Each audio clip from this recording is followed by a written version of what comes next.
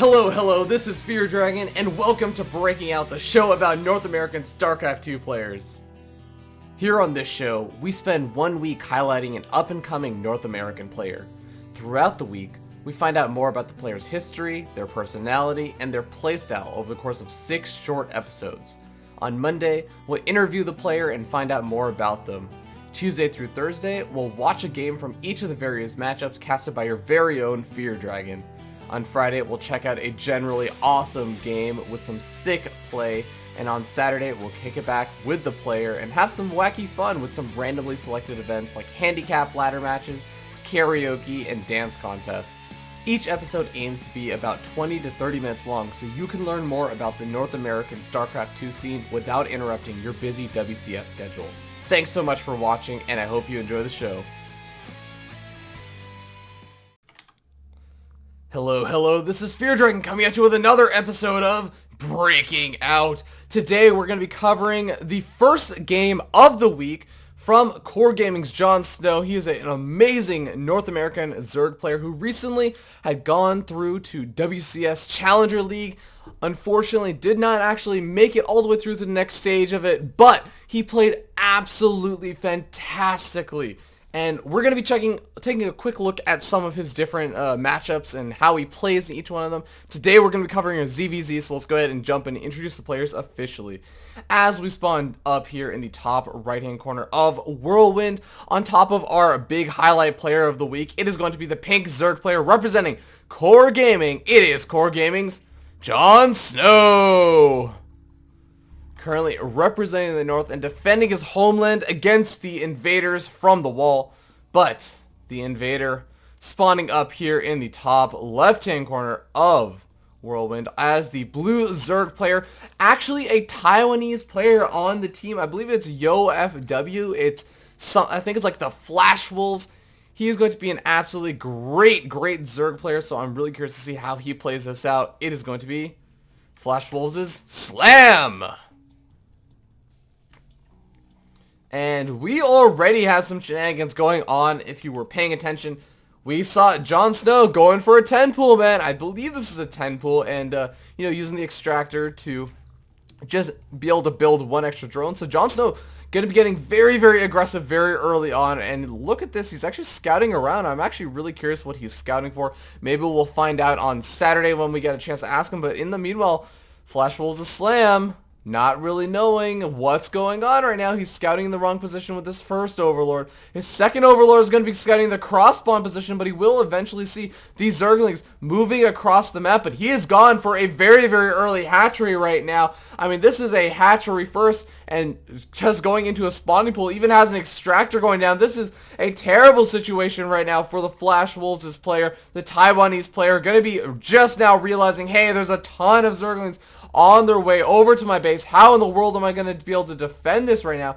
And I have to say, JonSnow looking to be in a good position. This is not something that you generally see on Whirlwind. In such a big map, you have to get lucky scouting out your opponent to really make something like this work. So JonSnow going to be able to wail away at this hatchery. We'll have to see whether or not Slam actually decides to cancel it. If he decides not to cancel it, he can buy a little bit more time, about 7 or 8 more seconds, and that can actually make a huge difference when you're dealing with this kind of aggression. It looks like he does allow it to finish just to buy a little bit more of that extra time, allow him to get out some of these Zerglings, and he will also be able to buy some time for that Queen to get out as well, and that is going to be a really nice win. And I love what JonSnow is doing right now. He's just going to leave that hatchery up for a little bit and actually just going to make sure the Broodlings can't do any damage. But now we end up seeing the Zerglings coming over into the main base. Can JonSnow make this actually work right now? The Broodlings expire, but it looks like right now JonSnow has more Zerglings, at least on this side of the map right now. Although it looks like they're going to be fighting in the drone line, so he has to be careful with the Queen Pops, and that is going to be a big adder to the damage dealing capabilities of Slammy. He's going to be able to chase back JonSnow. So JonSnow, in the end of all this, does come out amazingly 2 drones ahead, and actually down about 3 Zerglings according to the unit counting station. But honestly, it's more just that some of these Zerglings from Slam had to be produced because he wasn't sure whether or not JonSnow was actually continuing to produce Zerglings. It was something he had to be a little bit careful about, and obviously you don't want to take any chances with that kind of early aggression. But now we end up seeing the big transition. Now both these players sitting on just a newly started natural expansion, so they're going to be relatively even in that regard. But again, this early on, having a 2-drone lead is a really, really nice lead to have. But I really like what the Taiwanese player Slam is also doing, trying to send in those Zerglings. But JonSnow, anticipating that, seeing that with these Overlords, did just kind of send his queen down, make sure that he doesn't allow his opponent to scout out anything important. And we end up seeing he hides that Baneling nest just barely, and that is going to be a huge, huge advantage for JonSnow, because you know, Slam is going to be doing some Baneling aggression of his own, and JonSnow is going to be prepared with some Banelings of his own very, very soon, but a little bit later than Slam. Slam could still do a lot of damage and make that 2-drone deficit not seem nearly as big, as both these players have been really, really focusing on getting out a lot of units. But behind the Slam is droning up. We'll have to see if he can do the damage he wants to do in this engagement. The Banelings are looking for some connections right now, and it looks like they're able to find some pretty decent ones, but not able to get the big connections off on those other Banelings, as now it looks like JonSnow easily going to be able to at least deal with some of those Zerglings. Not the best hits from JonSnow, but pretty acceptable hits, getting 3 or 4 Zerglings with most of those Banelings, and now it looks like he's going to finally be able to chase out Slam. So from this point on, I think that it should transition out to be a slightly less Baneling Zergling game, but hold that thought. We have 4 Zerglings over here from Slam right now, being very, very aggressive. They managed to pick off 1 drone. That is a really nice win. They hit actually a Baneling, which is another nice win for Slam, and now he's going to be able to get great scouting off on the entirety of JonSnow's base. And oh man, that is actually a really, really tough thing for JonSnow, and I have no idea what these 2 drones are doing over there from YoSlam, but we'll have to wait and see, as it looks like JonSnow trying to be a little bit aggressive himself. At the same time, this drone is eventually going to get picked off. Is that trying to build like a spy call or something? I don't know. It might have just been a missed rally point. As actually, yeah, oh no, actually no missed rally points, at least not for the meanwhile. He might have already corrected it by this point, but regardless, JonSnow does actually have you know, a bit of a situation over here right now, because yeah, he has outnumbering Zerglings over here, he has more Banelings over here, but you can see that right now the layer tech has already started. We have gas geysers already being thrown down for Slam, and in the meanwhile, JonSnow going to be in a bit of a predicament, especially since Slam keeps getting all of these scouts off over into the main base. He's going to be able to go after that queen. No opts to just go for some of those drones. He knows that right now he has a bit of a drone lead, 32 drones to 28. So he's going to continue to try and press that advantage, or at least, you know, he might just be thinking, I want to get that drone advantage. He might not know exactly what the drone counts are. Probably just guesstimating based on what he sees, but he mainly sees that, hey, there's only 2 gas geysers down, and that is indicative of the fact that JonSnow is going to be going for roach aggression. Whereas once that layer does end up finishing up, I think that Slam is probably going to be going for some sort of Spire play. So as long as Slam can just wait long enough and make this aggression, or hold off any kind of roach aggression for a little while, he's going to be in a fantastic position. But hold that thought.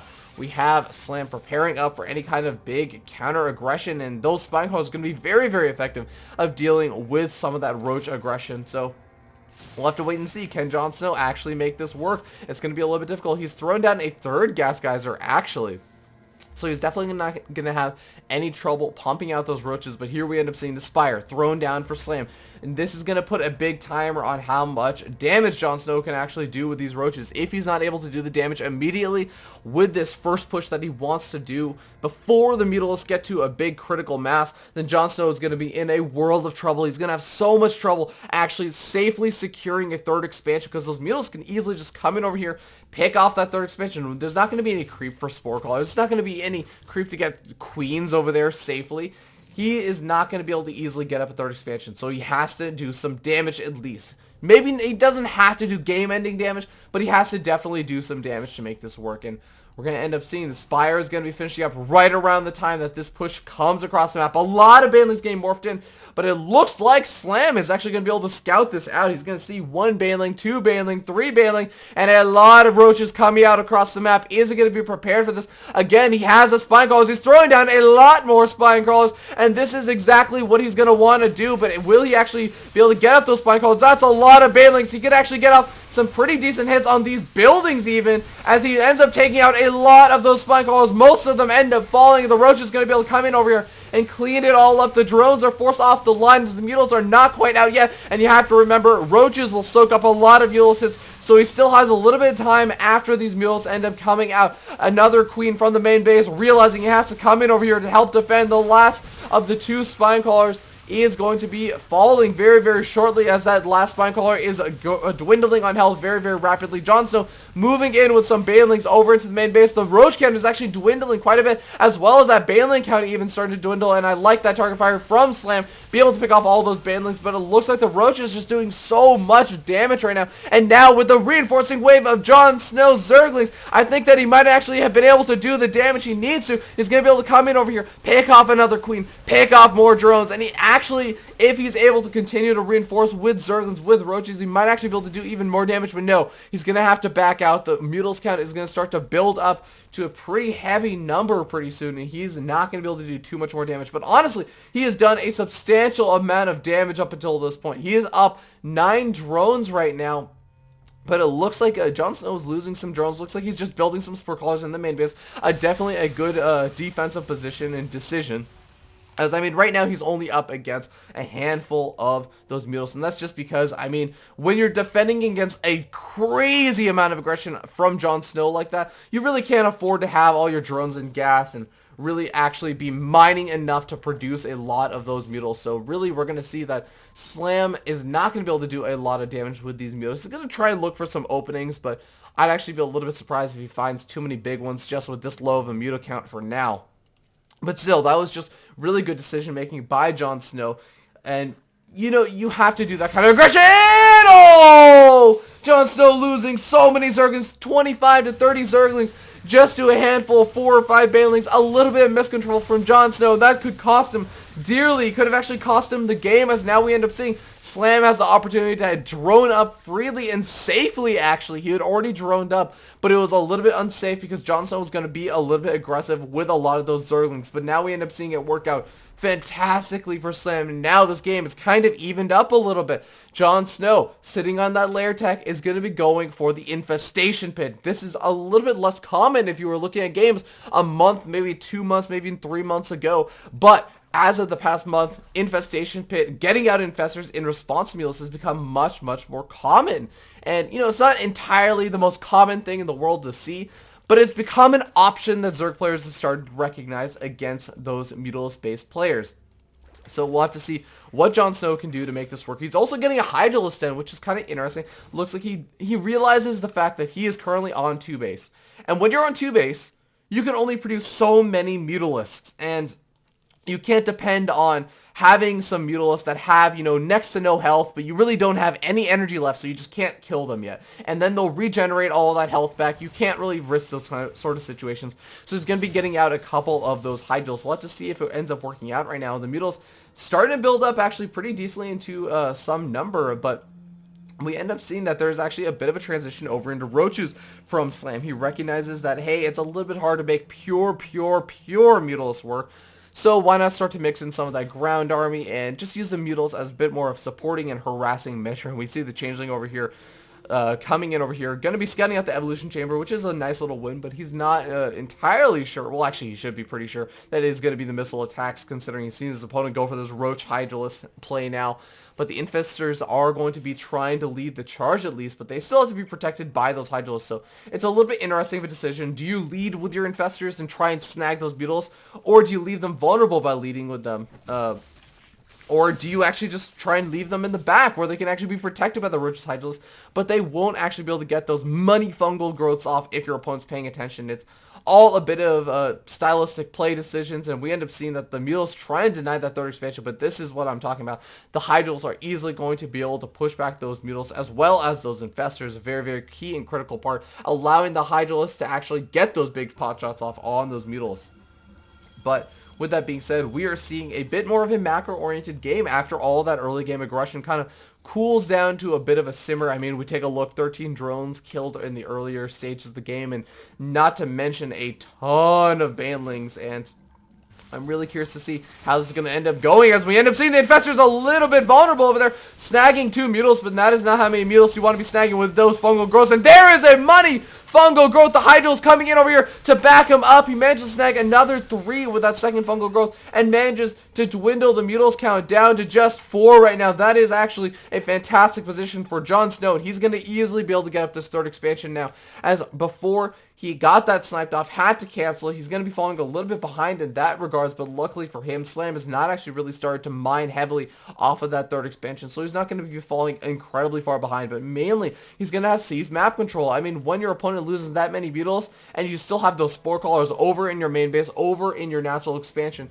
it's going to be so difficult to really say, hey, you have to stay at home because I have Beetles out, because you just say, well, no, I just have some Spore Callers to go ahead and defend. But look at this. We're going to be seeing the Roaches joining Slam's army, and that could actually be a really, really good way for Slam to actually make this into a bit of an unideal base trade situation for JonSnow. I mean, JonSnow wants to take that big army engagement, but in the meanwhile, he's going to be losing a lot of this over here. And now we end up seeing JonSnow has to pull back right now. He doesn't want to engage up against a ramp against 3 Spine Callers, and these Roaches are going to be able to go into the main base, be able to, I mean, they're going to have to deal with some of these reinforcing rally Roaches, but they're going to be able to pick those off pretty easily and pretty quickly. I mean, they can one-shot a lot of those Roaches, and now you're going to end up seeing him pick off the Queen, pick off additional Roaches coming in, and yeah, the entire army of JonSnow is going to finally be coming in, but you can see that a lot of damage has already been done. 23 drones left over for JonSnow. Oh my god, an absurd amount of workers have been killed over here. Just a second ago, we were checking that worker count killed for Slam, and we ended up seeing that it was 4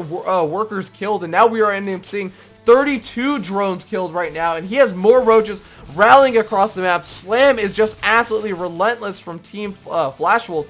So JonSnow has to make something happen. He has a very scary army composition. He has Hydels, he has Infestors, he has Roaches, he has upgrades on those Roaches with +1 missile attacks.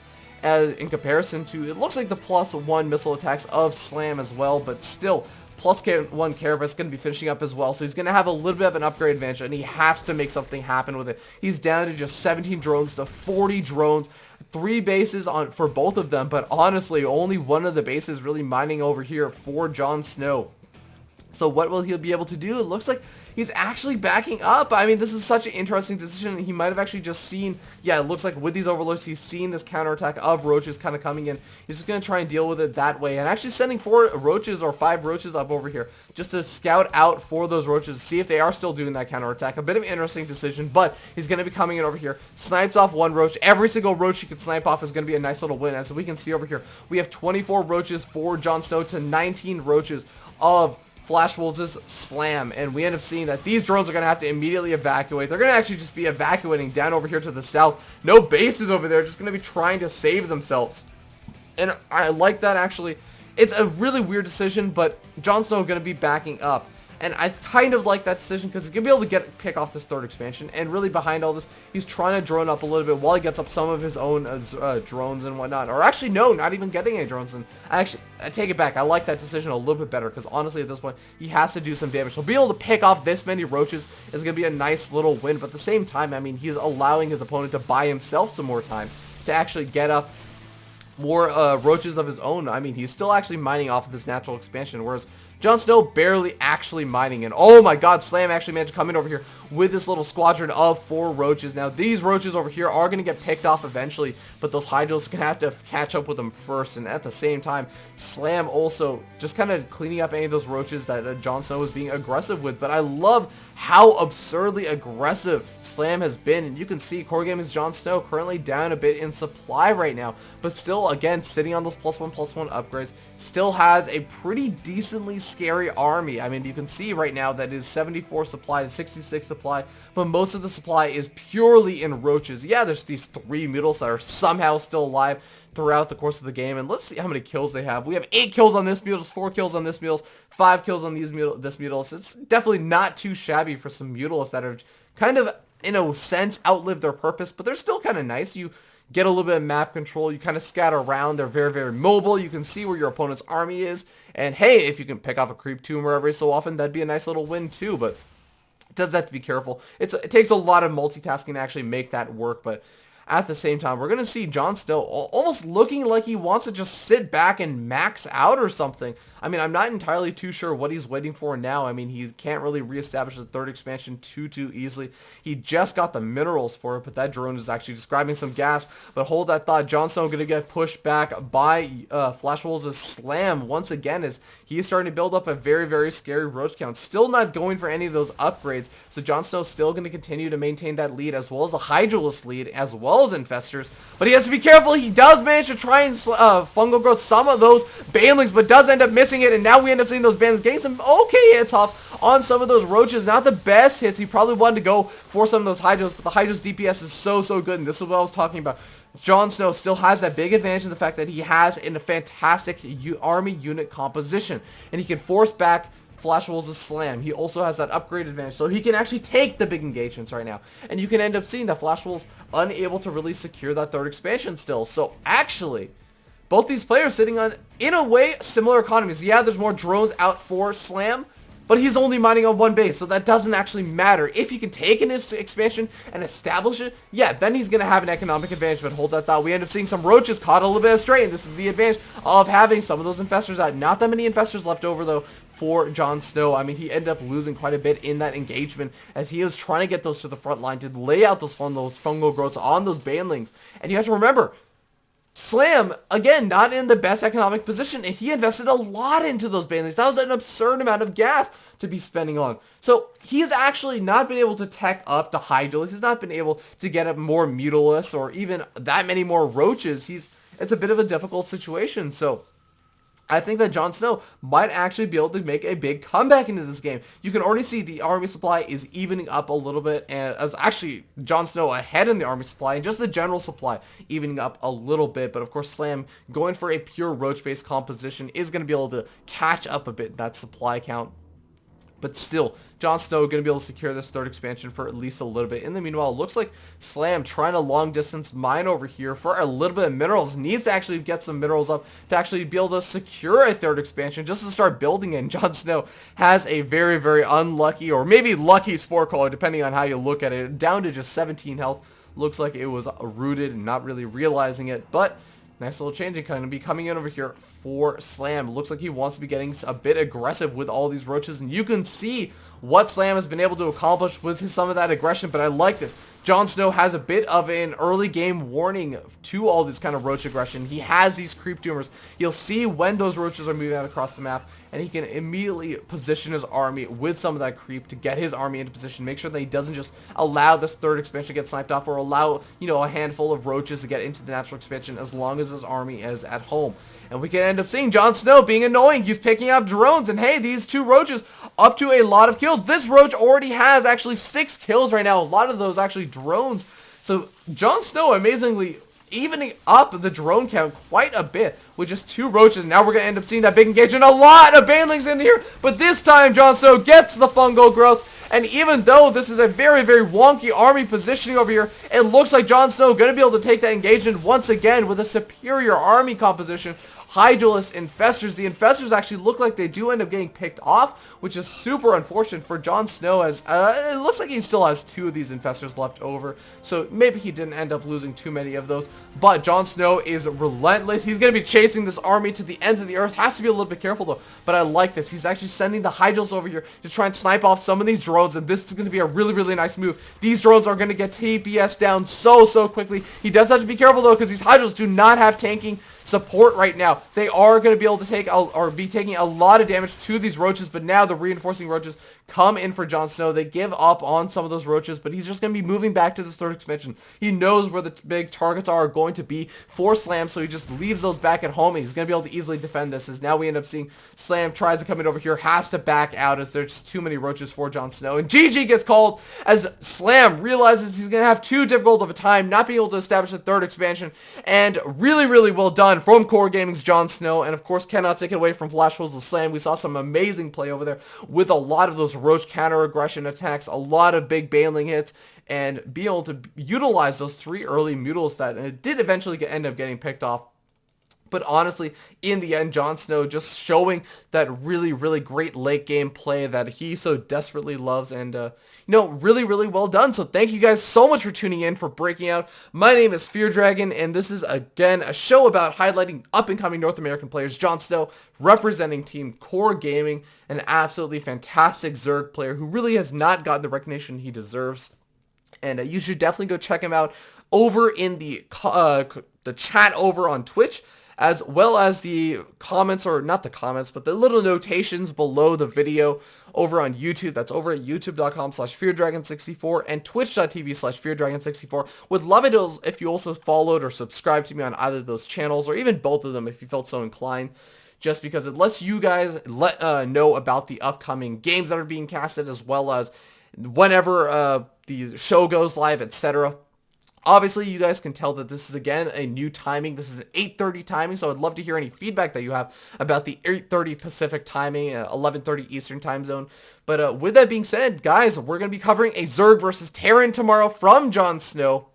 So please be on the lookout for that. It's going to be at 8:30 Pacific, 11:30 Eastern, over on twitch.tv/FearDragon64. And of course, the VODs will be up actually at 9 o'clock Pacific, midnight Eastern on youtube.com/FearDragon64 once again.